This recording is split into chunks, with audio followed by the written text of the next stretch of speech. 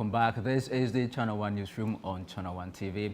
Let's do some more stories. And lawyers for the NDC parliamentary candidates in Akwatia during the 2024 elections have vowed to pursue a criminal complaint against the NPP Member of Parliament for the constituency NS-Kumi. Now, this follows the Supreme Court ruling that overturned a High Court conviction against the MP for allegedly defying an injunction placed on his swearing-in. The legal team for the NDC candidates now accuses the MP of committing perjury in documents filed before the Supreme Court. Joining us in studio to discuss this development and other broader political issues is the Eastern Regional Secretary for the NDC, Jamal Konneh, who is also serving as the Deputy Director of Operations at Cocoa Marketing Company. Grateful to you, Jamal, for coming. Thank you. So the Supreme Court ruled on the contempt case in favor of the NPP. Have you taken a definite position on what to do with the substantive case of the elective petition? Thank you for having me.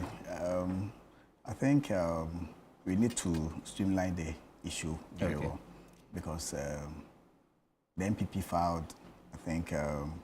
2 cases, right? No, about 5 reliefs in court, at the Supreme Court. And the first one was that the court should set aside the petition in the sense that the petitioners filed their petition without a gazette.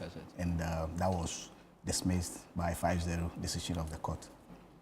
And what they won, or what was upheld, was the fact that the judge who is sitting on the case should recuse himself, and that, but the contempt case still holds. No, that's not the impression we get. Yeah, that is the impression they are creating outside. But the contempt case still holds. But the court says that the judge who sat on that case should recuse himself for another judge to come in and handle that aspect. The substantive case is still going on. They have not. I mean, we are yet to go into that case. But they are there jubilating that they have. Now you're accusing NS-Kumi of perjury. Yeah, because you know, if you should go back and the background of the case, you realize that what happened per CI 127 wasn't the right way.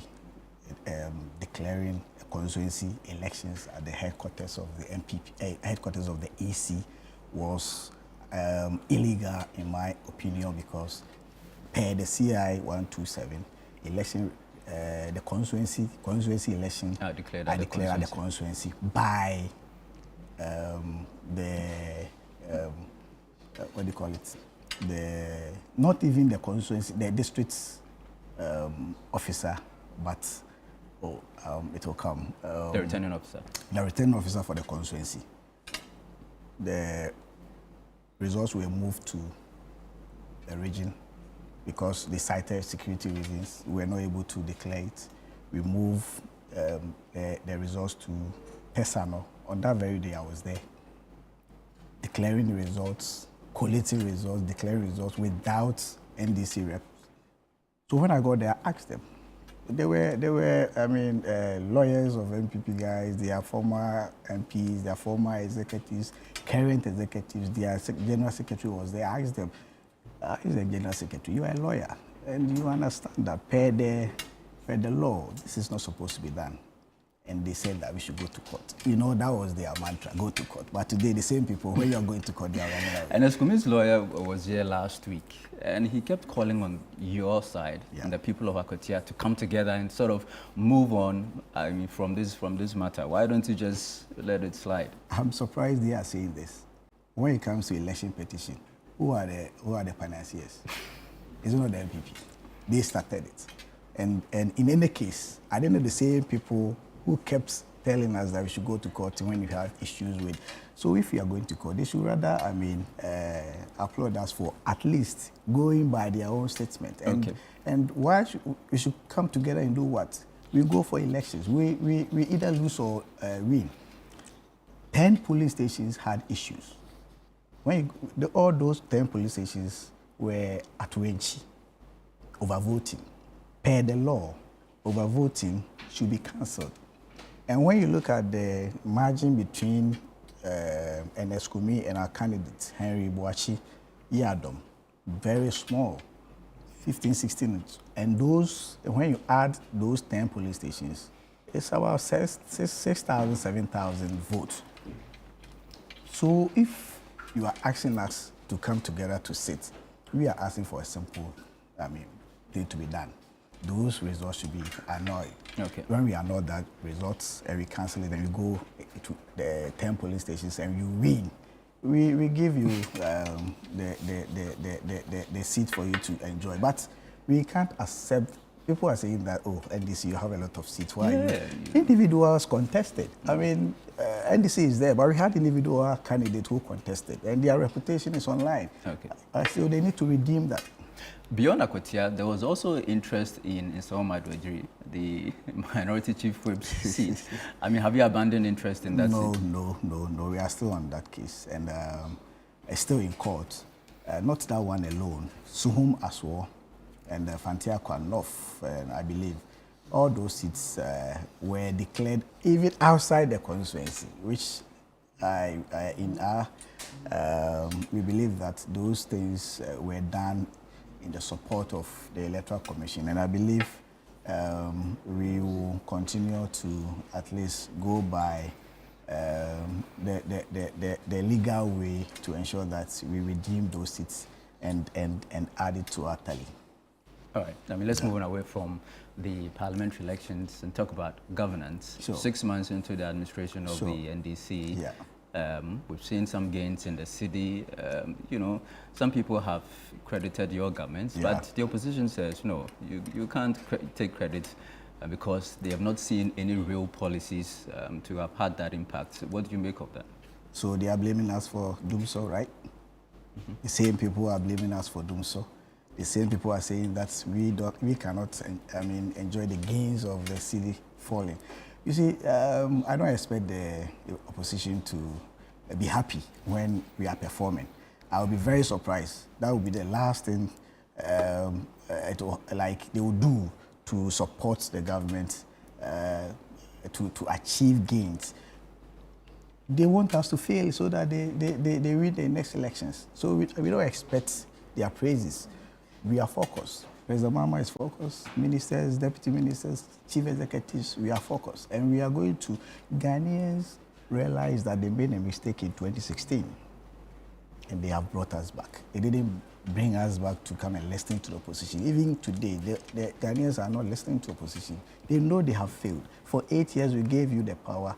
You touted yourself as the best economists, and you had the men, and you brought the city to 17 cities per dollar. Today it's around 10 Ghana cities. Before you go, Jamal, your government just put the brakes on the 1 city levy on fuel, citing recent global events in the Middle East.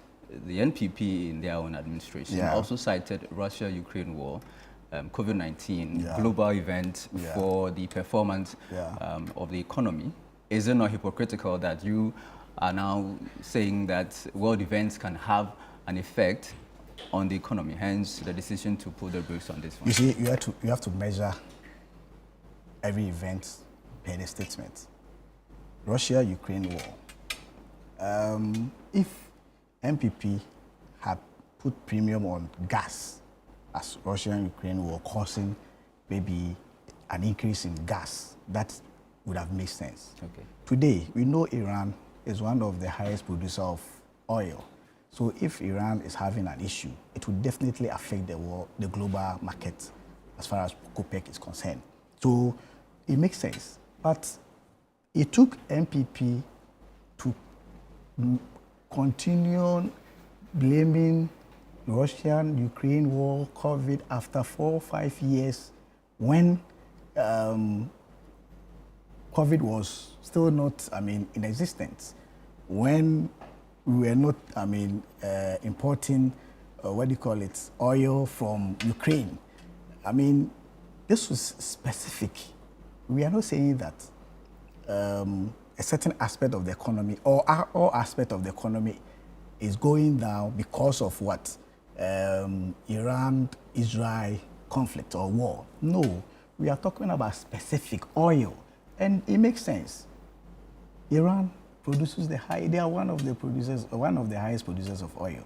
So if today we are saying that within this short time, we need to mitigate to ensure that this war do not affect our oil consumption, it makes sense. Okay. We are not being hypocritical. We are being specific. All right.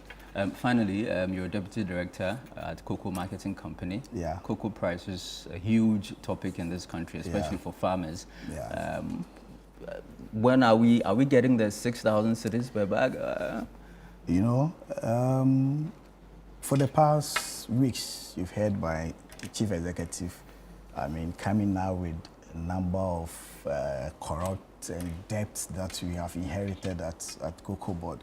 It is not as easy as you see it, but I believe the president. We need to look at a lot of factors because we've inherited a lot of debts at Cocoa Board. We need to juxtapose the debts as against the next production. We are fighting against smuggling. We are also fighting against illegal mining, which is equally affecting the cocoa production. There are a lot of factors. And you know, when it comes to cocoa production, Cocoa Board takes from seedling to every aspect. The farmer does not contribute in terms of financial aspect. Cocoa Board controls seedlings, fertilizer, chemicals, haulage, everything. So we need to look at it holistically. So the farmers will get a fair price? Sure, definitely, okay. Definitely. Thank you very much, Jamal Konneh, the Eastern Regional Secretary of the NDC and also Deputy Director at Cocoa Marketing Company.